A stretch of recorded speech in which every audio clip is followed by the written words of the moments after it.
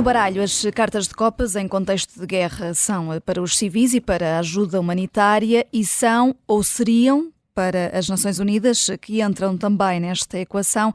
António Guterres pôs-se fora de pé e comprometeu esse papel no conflito entre Israel e o Hamas.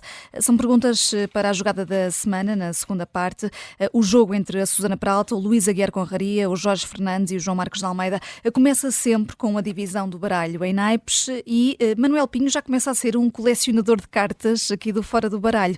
Jorge, tanto que até ganha agora um estatuto ainda maior, de peso, e merece umas copas, mas são umas copas azuis só para baralhar aqui tudo mais uma vez. Claro, o julgamento de Manuel Pinho continua a ser muito divertido. A Susana falou semana passada do reconhecimento que o próprio Pinho fez de que tinha criado uma offshore, enfim, para lavar dinheiro e para tirar algo, para não declarar os rendimentos todos. E esta semana voltamos a ter um incidente processual que deveria fazer sobressaltar o país, mas que infelizmente parece que, enfim, tudo isto se tornou apenas uma nota de rodapé. Para contextualizar muito rapidamente, há uns anos atrás o Expresso divulgou que tinha tido acesso a uma lista que incluía avançados do BES na política e na comunicação social. No fundo, pessoas a quem Ricardo Salgado pagava para dizerem bem dele, no caso da comunicação social, na política, para tratarem dos assuntos que interessavam ao banco e ao Grupo Espírito Santo. A dita lista nunca veio a público, embora, isto ainda de acordo com notícias dos jornais, a lista faz parte dos documentos do processo EDP. Portanto, o Ministério Público sabe quem consta da dita lista. E esta semana ficámos a saber, pela própria defesa de Pinho, que alegou um potencial conflito de interesses, que o ex-marido da juíza Maria Ramos Natário, que está precisamente a julgar Manuel Pinho, terá recebido 1,2 milhões de euros via saco azul do BES. Portanto, estas revelações que a defesa de Pinho agora trouxe não nos podem deixar minimamente sossegados, porque mostram que o polvo do saco azul do BES chegava realmente a todo lado. E, portanto, o pior de tudo isto é o seguinte, quer dizer, o Ministério Público e a Autoridade Tributária têm acesso à dita lista, porque ela faz parte do processo, mas aparentemente não querem agir. Estão à espera de quê, exatamente? Eles têm uma lista de pessoas, incluindo, supostamente, o ex-marido da juíza, que receberam dinheiro ao longo dos anos, do Dr. Ricardo Salgado.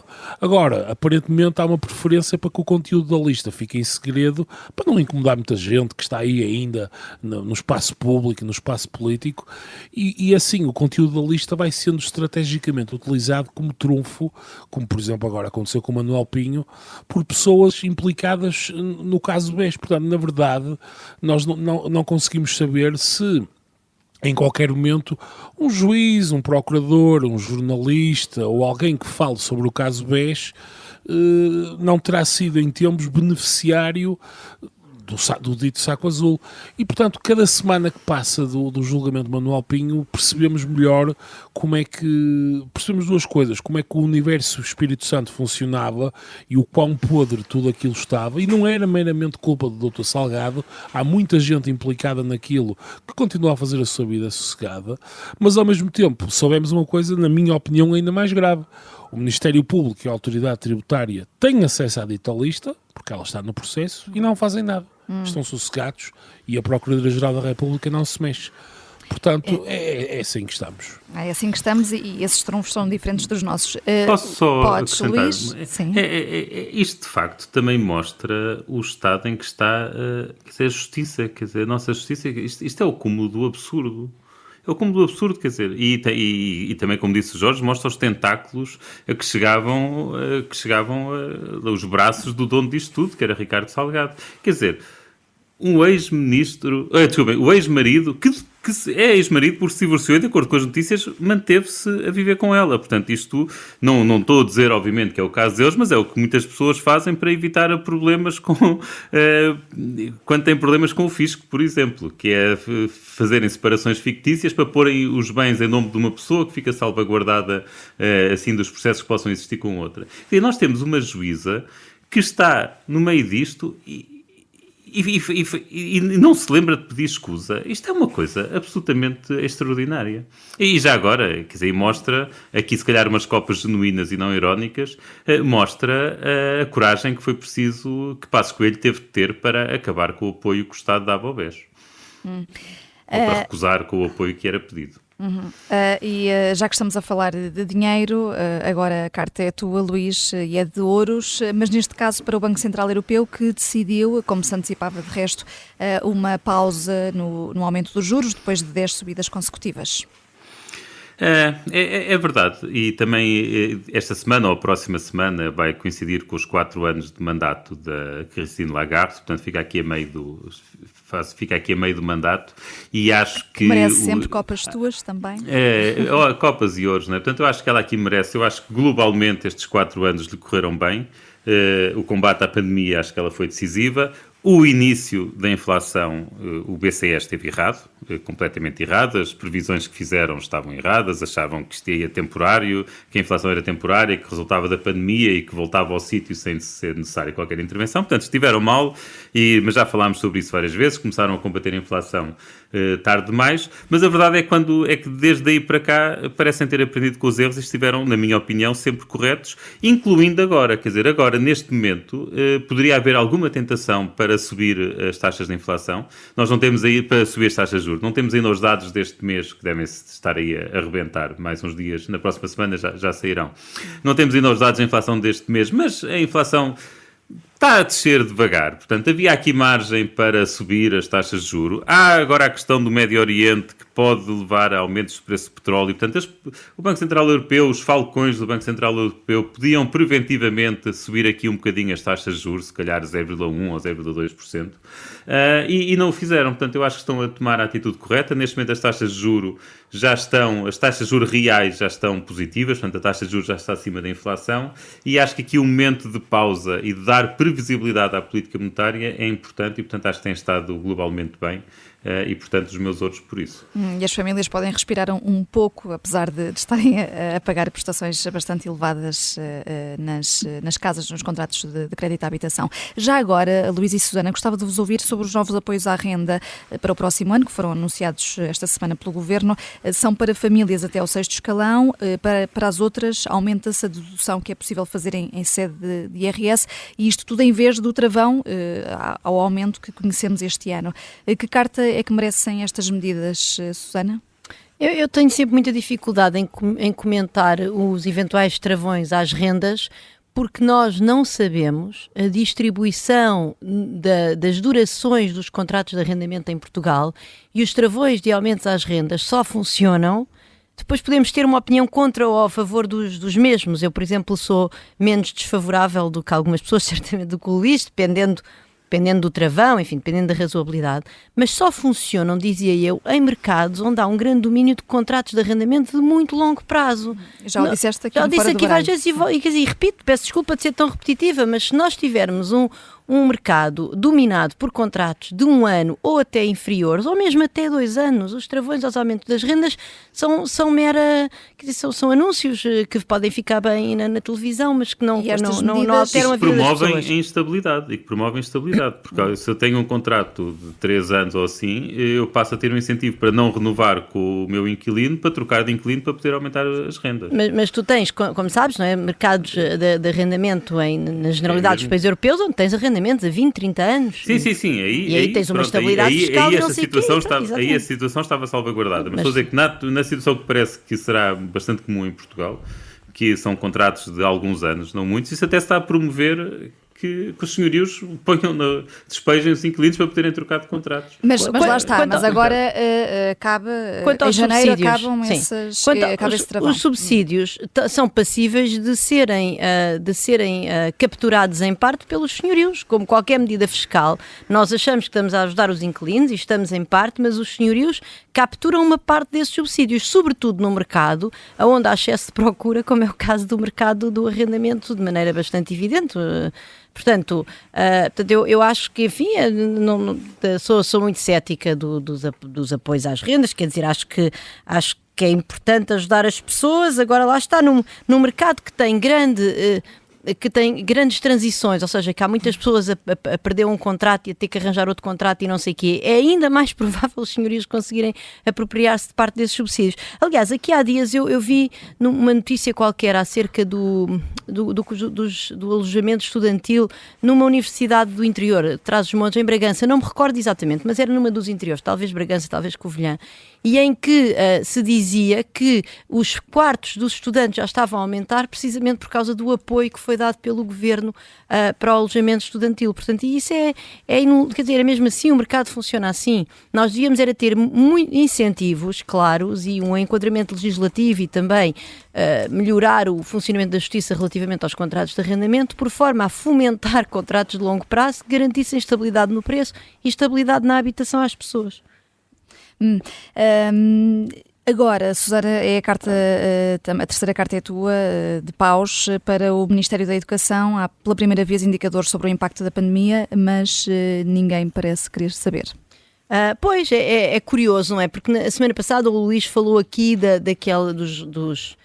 do trabalho da DGEC acerca das notas internas e da forma como o público tinha dado um enorme destaque àquilo e até também devo dizer que isso não foi por acaso, porque isso foi o dia ou a véspera do Ministro da Educação ir ao Parlamento. E de facto o Ministro da Educação vai ao Parlamento apenas com o resultado das notas internas do conhecimento público e geral.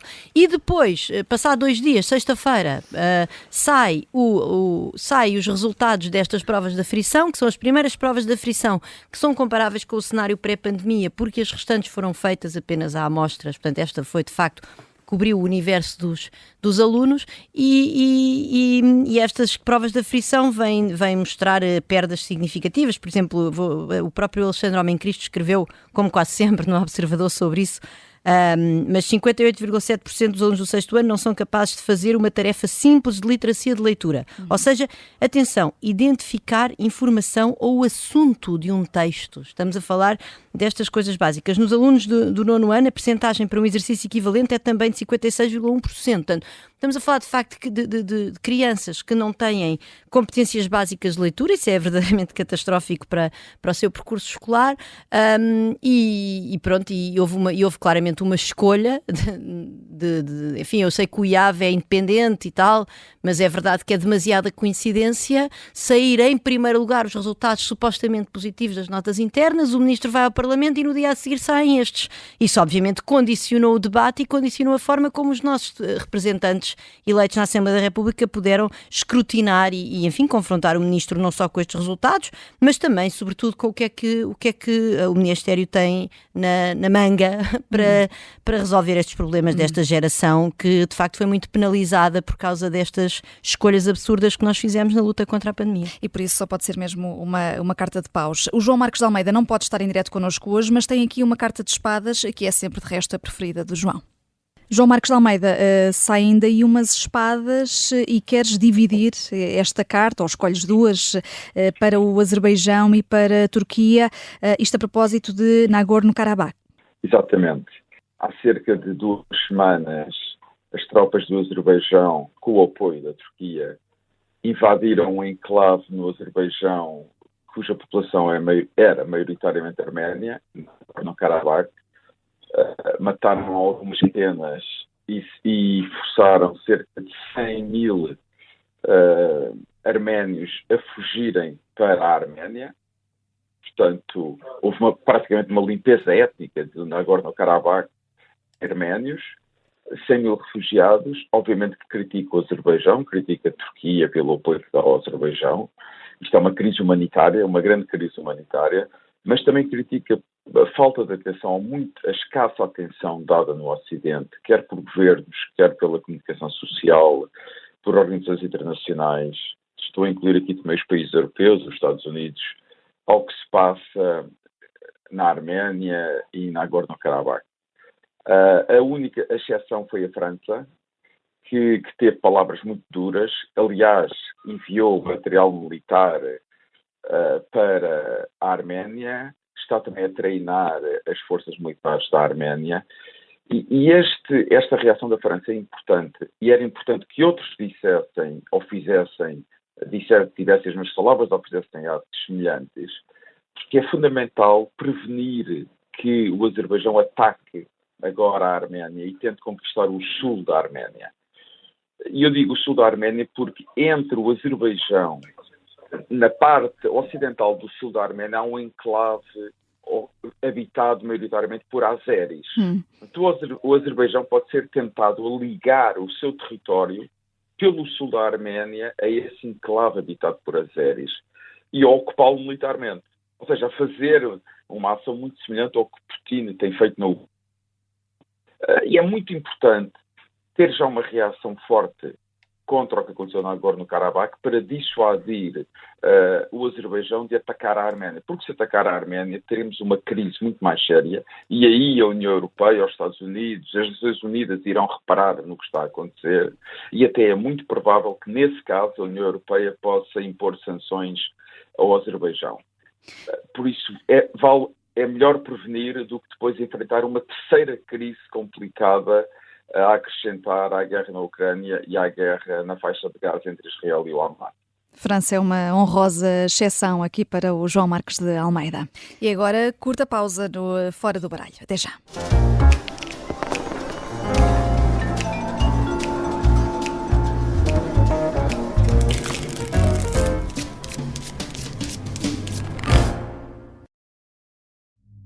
Esta é uma história de guerra. Dá-me uma catanada aqui na cabeça. Abre-me a cabeça. António Lobato foi o português que mais tempo esteve em cativeiro na Guerra de África. E diz-me assim, dá a faca. E eu digo assim, vem buscá-la. O Sargento na Cela 7 é uma série para ouvir em 6 episódios que faz parte dos Podcast Plus do Observador. É narrado por mim, Pepe Rapazote, e tem banda sonora original de Noiserve. Os Podcast Plus do Observador têm o apoio da Onda Automóveis.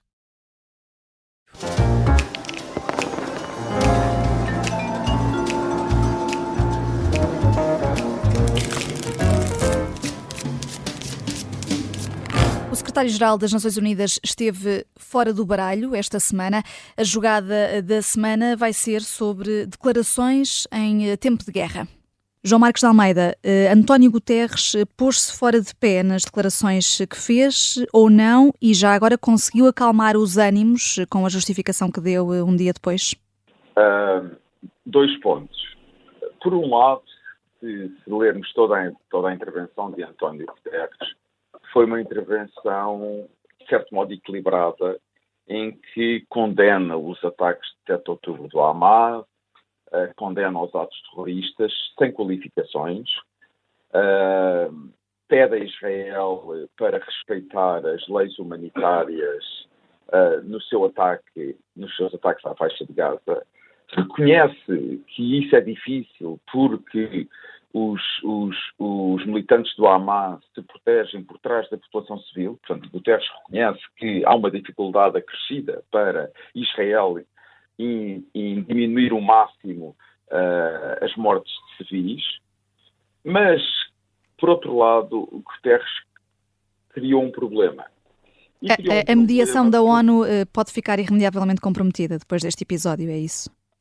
Pode. Em primeiro lugar, Israel, por razões históricas, tem uma grande desconfiança em relação às Nações Unidas, onde os países árabes, normalmente adversários de Israel, predominam e, portanto, as Nações Unidas têm tido uma história de muito crítica e de condenações a Israel. Portanto, há uma grande suspeita em relação às Nações Unidas e Israel.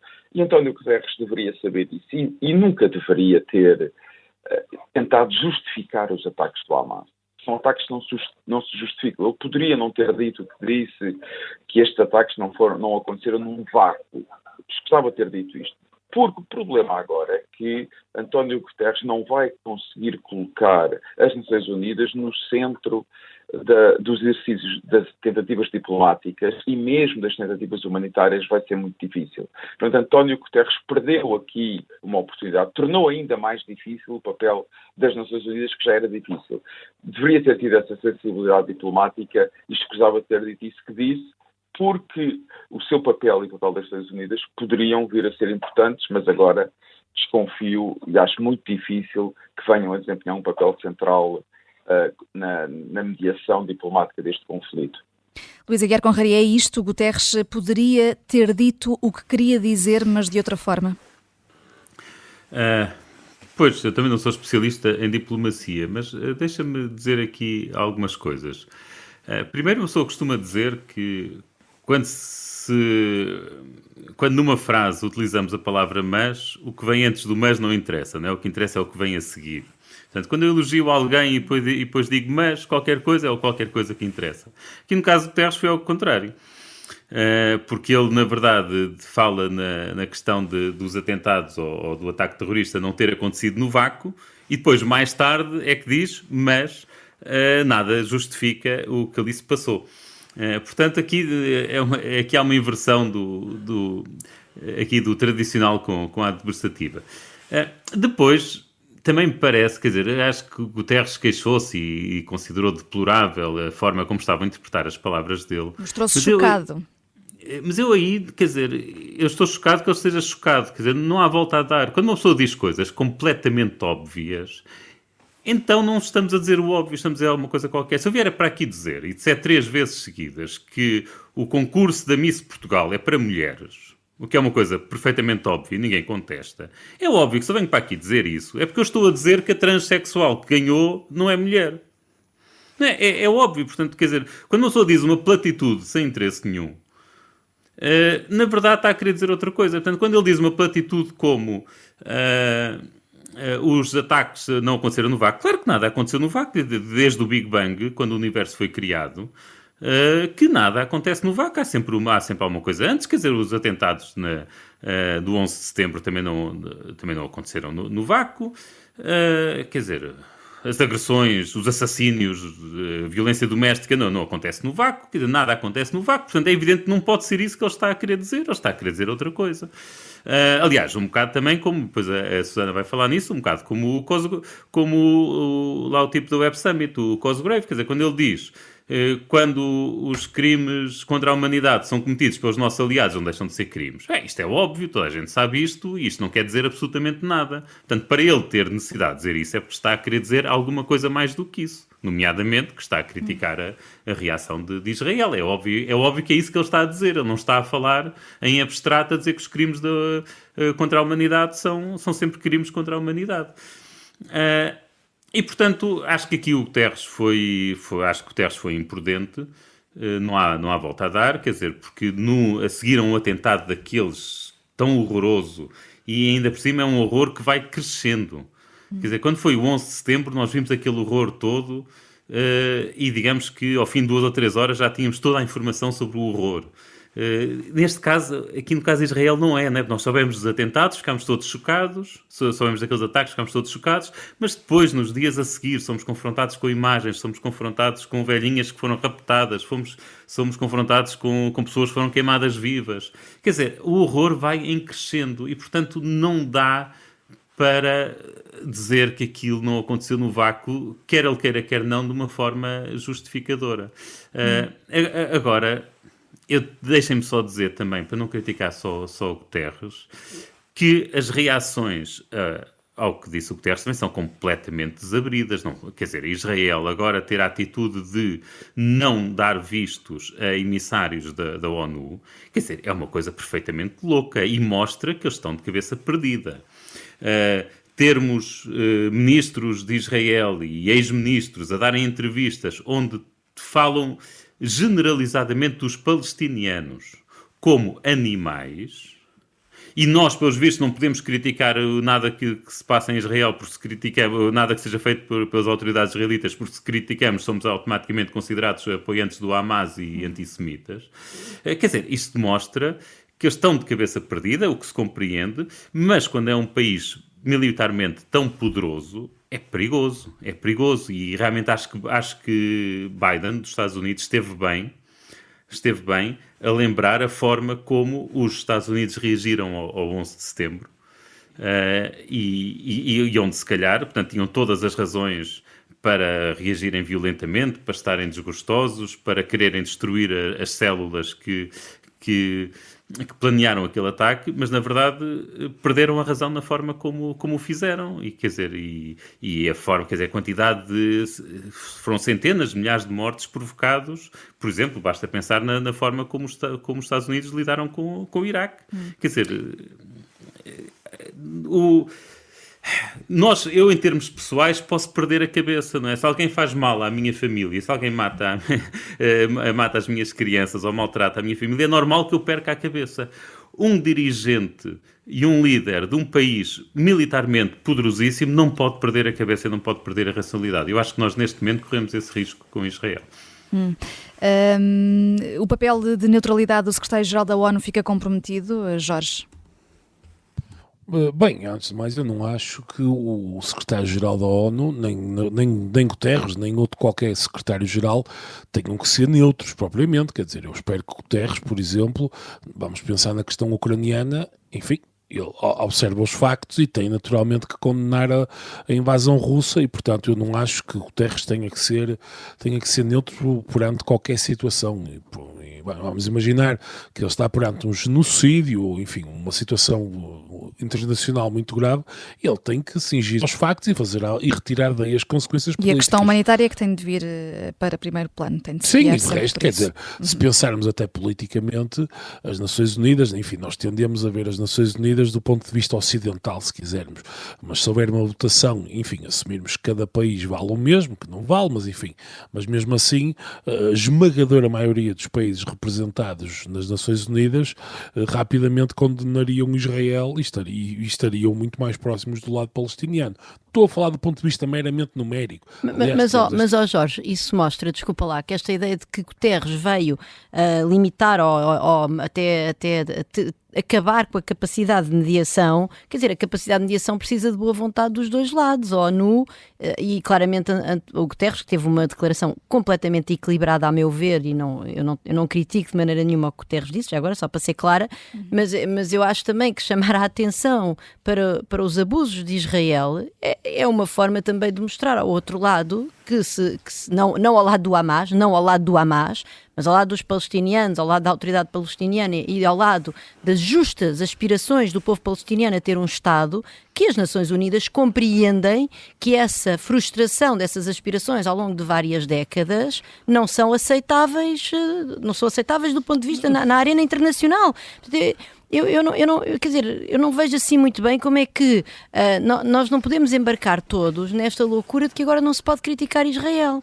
Nós podemos condenar sem qualquer reserva o que aconteceu, mas depois também não vamos agora dizer que Israel é realmente um país sem mácula, não é? Na sua presença no Médio Oriente e na sua relação com o povo palestiniano, porque não é. Jorge, é só uma frase e depois continuas também, é só uma frase, prometo. E quando uma pessoa vê na ONU, quer dizer, o líder da ONU, não se pode esquecer que há uma série de resoluções na ONU relativamente a Israel e à sua relação com a faixa de Gaza e com a Cisjordânia, nomeadamente aqui neste último caso com a questão dos colinatos, há uma série de resoluções que Israel está a violar. Claro, não cumpre ostensivamente. E que Netanyahu representa a facção dentro de Israel que por exemplo, dos colonos completamente radicais que acham que a terra é deles e não é dos palestinianos. E Netanyahu é o representante político dessa visão. Susana, mas há aqui um ponto em que eu discordo, que é depois daqueles atentados e depois do que nós vimos, não se pode começar um discurso a falar que aquilo não acontece. Também ele devia ter invertido as orações. Estamos a dizer que ele devia inverter as orações. Eu até preferia que não tivesse referido isso e acabou-se. Jorge, eu calmo, desculpa. Não, eu nesse aspecto estou plenamente de acordo com o Luís, quer dizer, mas acho que apesar de tudo, acho que não precisa, quer dizer, acho que podemos estar todos de acordo, sinceramente, quer dizer, acho que Guterres pode e deve chamar a atenção acerca da reação de Israel, e a reação de Israel, aliás, neste momento, enfim, aquilo que estamos a ver não é propriamente é uma ação completamente desproporcional. Os acontecimentos foram absolutamente horríveis e é evidente que temos de ter isto em consideração. Israel, ou o povo que vive em Israel, não é um povo qualquer, não são os portugueses, não são os espanhóis, não são os franceses, isto é, a ideia, considerando a questão histórica, a ideia de um ataque a judeus, há muitas das coisas que se passaram, muitas imagens reacendem na cabeça e na psique geral do país tempos passados que não são iguais exatamente àquilo que seria um atentado daquela natureza, por exemplo, em Portugal, ou em Espanha, ou em Itália. Enfim, isto é só para dar um exemplo. Portanto, o tipo de ataque que foi realmente acendeu um conjunto e pôs em causa um conjunto de pressupostos da vida interna em Israel, porque havia mais ou menos uma percepção de que, apesar de tudo, enfim, aquele tipo de acontecimentos num único dia, com tantas mortes, com a natureza que foi, e portanto, agora, aquilo que o Luís disse tem um ponto fundamental, que é, uma coisa são as pessoas individualmente consideradas. Os cidadãos israelitas têm total razão em estarem assustados, em quererem vingança, e até daquilo, eu tenho falado, aliás, com alguns amigos israelitas, há muitas pessoas que têm histórias familiares ligadas ao Holocausto, etc, etc, e que naturalmente isto reacende um conjunto de fantasmas antigos. Agora, uma coisa são as pessoas, outra coisa são as instituições políticas, e um primeiro-ministro, os militares, etc., têm a obrigação de conseguirem, de alguma maneira, pensar com frieza e ter um plano. Aliás, os Estados Unidos, esta semana, supostamente, o problema principal que terão colocado a Israel, o que os assustou, no fundo, foi a total ausência por parte das autoridades israelitas sobre o que fazer em Gaza no dia a seguir à invasão. Portanto, vamos imaginar, eles entram lá dentro, matam, enfim, não sei quantas pessoas, controlam aquilo e depois o que é que fazem? Quer dizer, é um cenário tipo Iraque 2003. Entrar, mandar abaixo as estruturas de comando, é relativamente simples, digamos assim, enfim, com muitos mortos de um lado e do outro, provavelmente, mas e o que é que se vai fazer a seguir? Quem é que vai mandar na faixa de Gaza? O que é que vai acontecer ao povo que lá mora? Portanto, há aqui um conjunto de questões que não estão respondidas e que nós não fazemos ideia, e muito provavelmente a própria liderança israelita também não faz. Quer dizer, eu só quero aqui acabar voltando aqui à questão da ONU, o motivo pelo qual eu acho que os potenciais danos que o Guterres terá causado são absolutamente menores e são absolutamente, enfim, são quase simbólicos, é porque as Nações Unidas demonstraram nos últimos 20, 30 anos que são perfeitamente inúteis no que diz respeito a resolver este tipo de conflito. Não são inúteis na sua totalidade, até porque têm determinado tipo de funções. Tem um papel importantíssimo, por exemplo, agora, apesar da pouca ajuda humanitária que está a chegar a Gaza, exatamente. O Guterres estava lá, ele estava lá a semana passada no Monte Sinai. Sob esse ponto de vista, sim, mas estou a falar sob o ponto de vista da diplomacia, quer dizer, a ideia que o Guterres pode ter um papel, quer dizer, mais depressa o Papa tem um papel a trazer pessoas... Olha, o Papa não diria diferente do Guterres, sabes, não sabes? Não, mas quer dizer, a minha ideia aqui é simplesmente dizer que eu acho realmente que a ideia que o direito internacional e as Nações Unidas vão conseguir de alguma maneira conter isto, parece-me francamente ilusória, e acho que é muito mais provável que sejam esforços multilaterais desenvolvidos pelos Estados Unidos, pelo Qatar, quer dizer, por um conjunto de países que estão a acontecer, de resto, nos bastidores, do que propriamente por Guterres ou pelas Nações Unidas.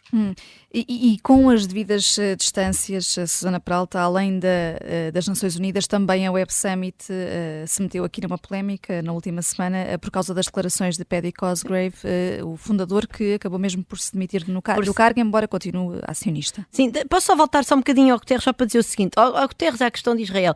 É evidente que